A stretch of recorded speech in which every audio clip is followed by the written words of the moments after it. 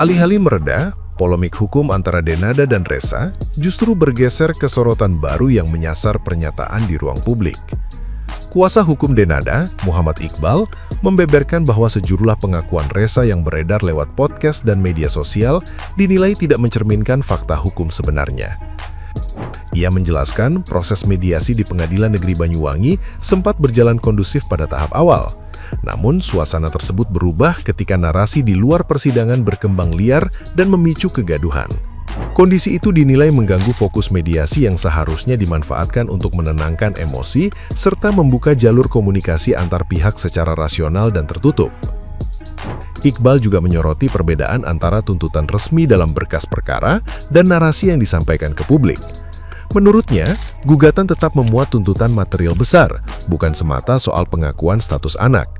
Ia menegaskan Denada tidak pernah mengingkari Ressa dan telah memberi pembiayaan, pendidikan, serta fasilitas sejak kecil. Pasca mediasi dinyatakan gagal, perkara akan masuk pokok sidang, sementara kehadiran Denada bergantung pada kebutuhan strategi hukum yang kini diawasi publik.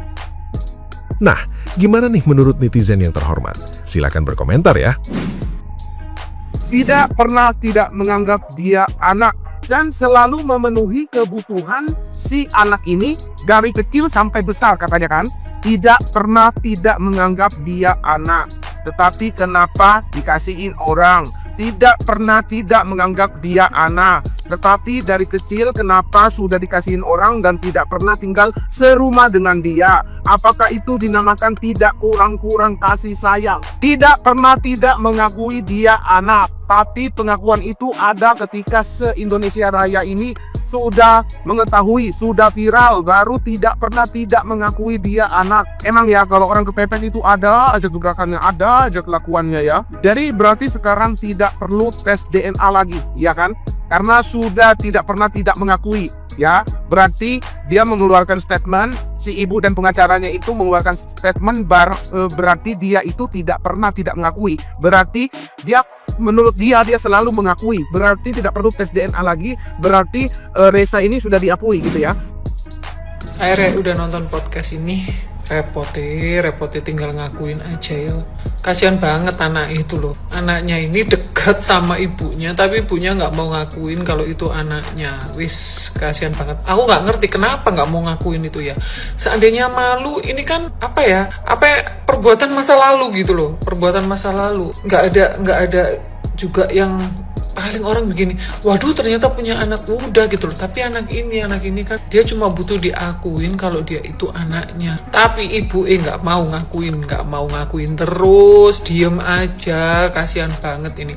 Kalau aku lihat sih dia cuma butuh pengakuan bahwa dia itu memang anaknya. Karena pas selama ini kan dia deket tuh ya, karena dia juga diasuh oleh salah satu keluarga dari si artis ini gitu loh. Bahkan waktu ibunya artis ini meninggal juga dia itu sedih banget ada di pemakaman situ. Ya artis ini punya anak cewek ya, dia total tuh ke anak ceweknya kemarin sempat sakit yang ya lumayan parah gitu, dia sampai ya mati-matian ngurusin anak ini ya. Memang itu harusnya seorang ibu memang harus seperti itu ke anaknya. Nah ini dia juga punya anak cowok ya, yang anak umur 24 tahun yang dititipin ke keluarganya itu.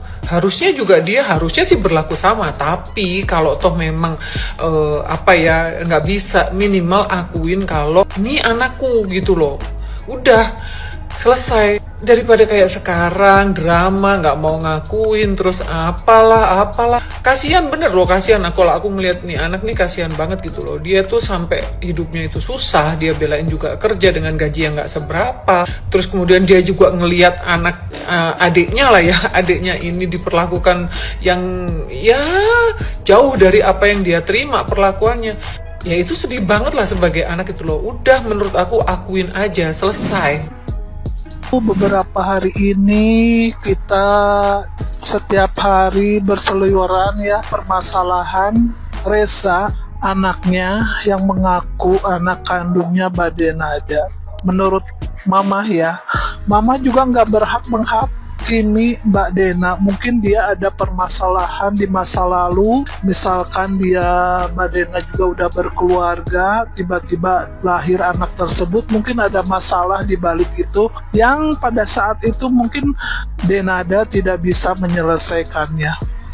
saran dari mama sih ya Mbak Denada, kalau emang dia anak Mbak Denada, tolong peluk dia. Saya aja, mama pengen anak laki-laki. Mama, Tuhan tidak kasih anak laki-laki. Mama hanya dikasih 2 anak perempuan. Alhamdulillah, semoga nanti mama punya mantu laki-laki yang baik. Mbak Dena, tolong peluk dia. Ibu-ibu se-Indonesia pasti tidak akan menyalahkan Mbak Dena. Kalau misalkan Mbak Dena ada permasalahan di masa lalu yang membuat Mbak Dena harus melakukan hal seperti itu, ayo sayang, belum terlambat nak, karena di dalam agama Islam, anak laki-laki itu, seorang anak itu, dia harus berbakti sama ibunya seumur hidup dia. Siapa tahu kelak Mbak Dena di masa tua, dia bisa menjadi pelindungnya Mbak Denada. Peluk dia ya Mbak Denada sebelum terlambat. Gue pikir di dunia ini cuman ada anak durhaka, tapi ternyata ada juga orang tua durhaka. Jadi gue habis nonton podcastnya Denny Sumargo, asli bikin mewek. Ini anak yang namanya Resa.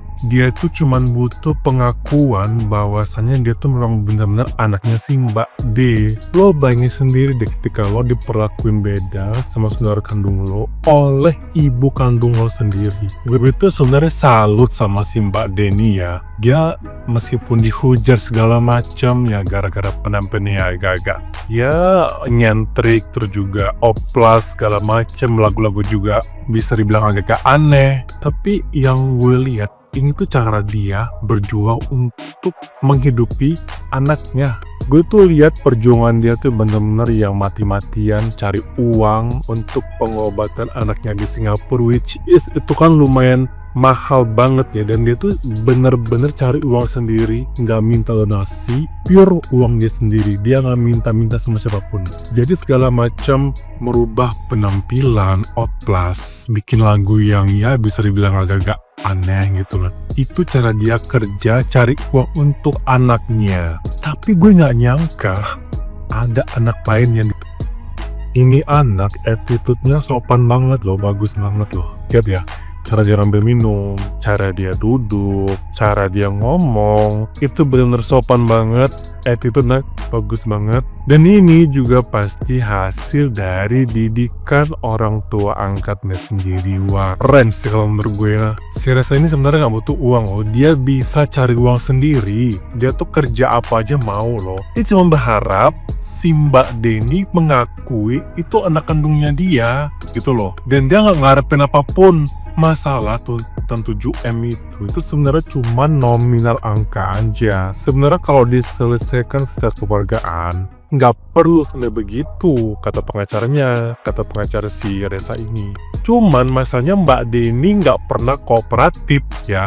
Sudah diminta selesaikan secara kekeluargaan, mediasi juga, tapi nggak ada kabar. Seolah-olah Denny nggak peduli gitu loh. Kalau menurut gue ya, jangan 7M, 200M aja pun boleh kali ya buat Mbak D. Saran gue sih, mending lo berhenti dulu kecipak cipuk ya.